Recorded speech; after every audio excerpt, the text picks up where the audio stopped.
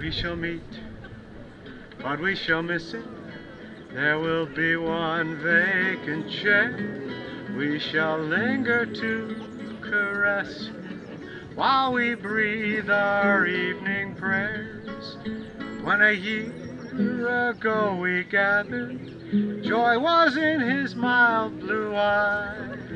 But a golden cord is severed and our hopes in ruin lie. Greetings, everyone. Marion Munley, Diane Scott, Cynthia Robinson, and I welcome you to celebrate our second annual call to womanhood to be active citizens for peace. We are so pleased to see you all here and are grateful to the League of Women Voters for their active support.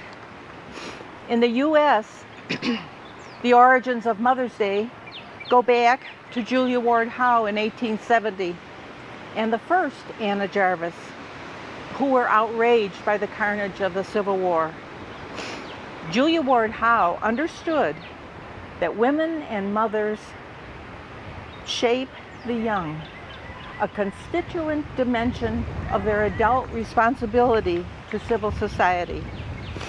Julia Ward Howe's appeal to womanhood throughout the world called for all women to work together. And on June 2nd, to work together for peace, and it was originally celebrated on June 2nd in 18 cities for about 50 years. The focus was peace and women's public activism. In 1912, the daughter of Anna Jarvis II, wanted to remember her mother's efforts and successfully lobbied Congress to mark Mother's Day as a sentimental day. In 1914, President Woodrow Wilson established the second Sunday of May as a national holiday, making a dramatic change from women's peace activism and the eradication of war to a national holiday honoring mothers' work in the home. It's my pleasure to welcome Senator Harman. We are so pleased you could join us today to read your resolution. A simple question to our state senator has resulted in this today: keeping connections to foster peace. Thank you, Senator Harman. I say often in Springfield or in the community, the only force greater than a mother is a collection of mothers.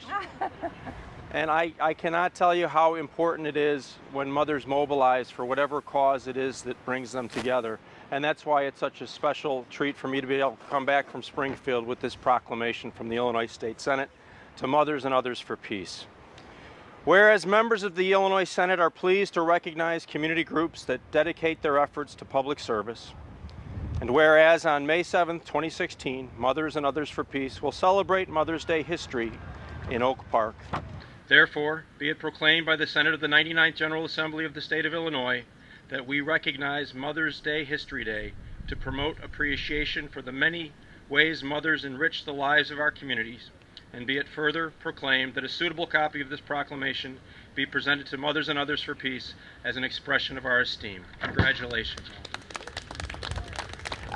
This book is called Wangari's Trees of Peace. It's a true story of Africa about Nobel Peace Prize winner Wangari Maathai. The earth was naked. For me, the mission was to try to cover it with green. Wangari lives under an umbrella of green trees in the shadows of Mount Kenya in Africa. She watches the birds in the forest where she and her mother go to gather firewood for cooking. And she helps harvest the sweet potatoes, sugarcane, and maize from the rich soil. Wangari shines in school, and when she grows tall, like the trees in the forest, she wins a scholarship to study in America. But Wangari is not alone. Talk of the trees spreads all over Africa like ripples in Lake Victoria. More women hear the talk and plant even more seedlings in longer and longer rows.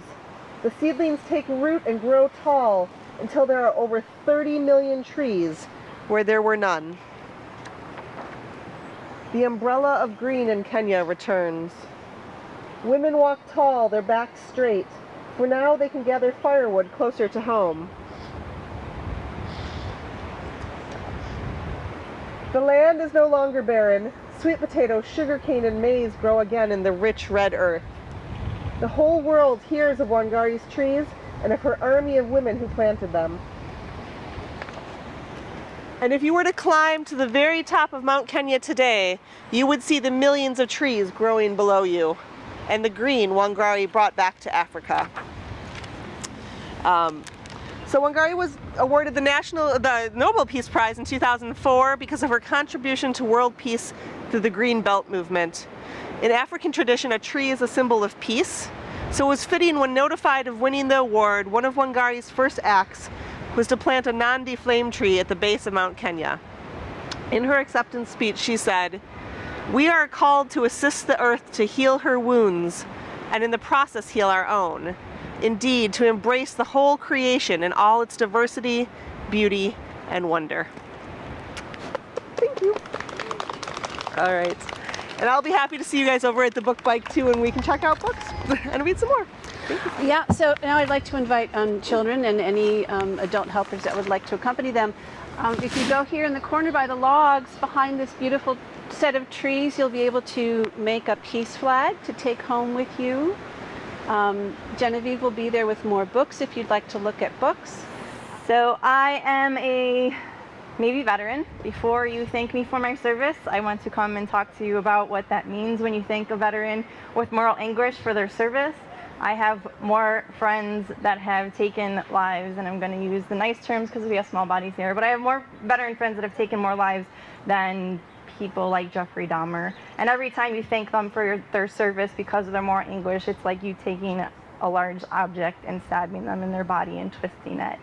So again, if you're going to thank someone for their service, make sure that they don't have moral anguish, make sure they don't have post-traumatic stress, make sure that they're still kind of focused on their positives. Because there's a lot of us that come home and the negative experiences in the military are kind of overwhelming.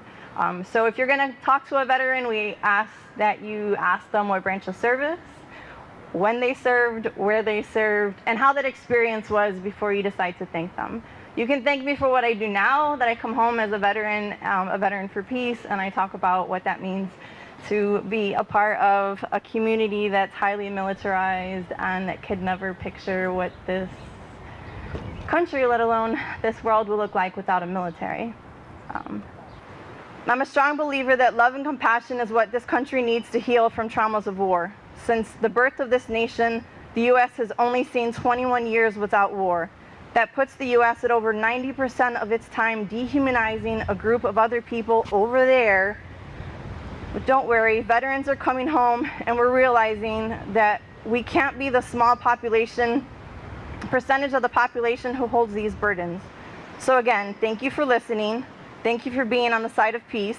Thank you in advance for making time to listen to Jacob's music this weekend. And thank you for remembering his mother. She would appreciate you as well. There is an enduring tenderness in the love of a mother to a son that transcends all other affectations of the heart. Washington Irving. It is common to regard a mother's connection to her son as finite, an inevitable casualty of a boy's growth into manhood. Certainly, there comes a point in his young life when a boy must shift his central attachment from his mother to his father and begin to identify himself as a man in the making. However, there is no point, not at age 4 or 9 or 13, when a boy must give up his mother, or when a mother must give up her son. A synchronous mother-son relationship transforms itself and each of them over the course of his childhood. You know, I keep thinking the state of Illinois is so terrible, but really the only person who knows that is me and my friends, because I've never written to the governor and I've never written to anyone in the legislature. The League of Women Voters, which has sponsored us today, has a wonderful website that'll help you find out if you don't know who your elected officials are, and you can write to them and make a difference. So I encourage you to do that.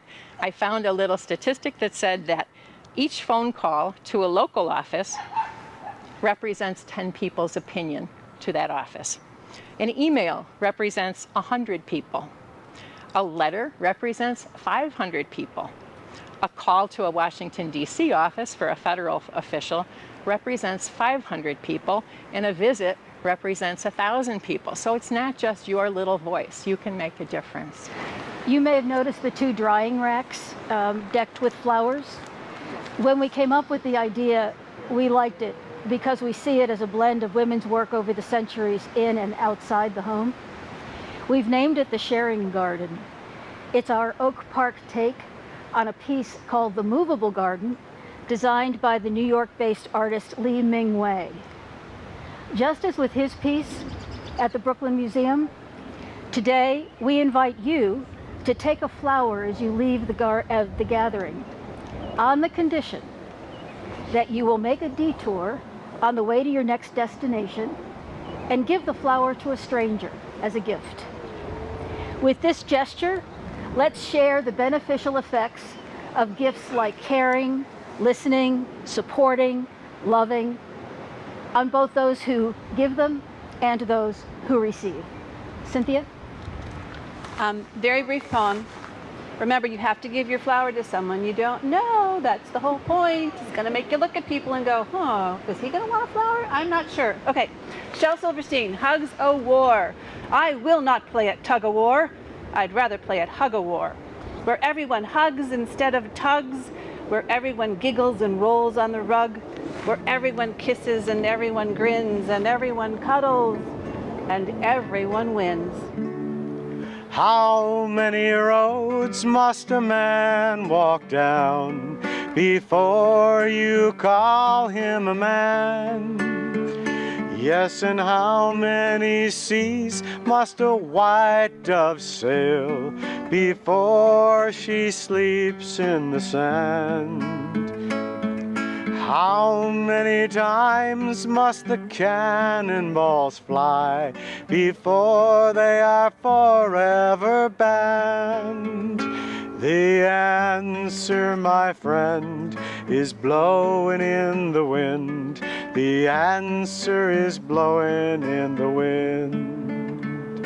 The answer, my friend, is blowing in the wind. The answer is blowing in the wind.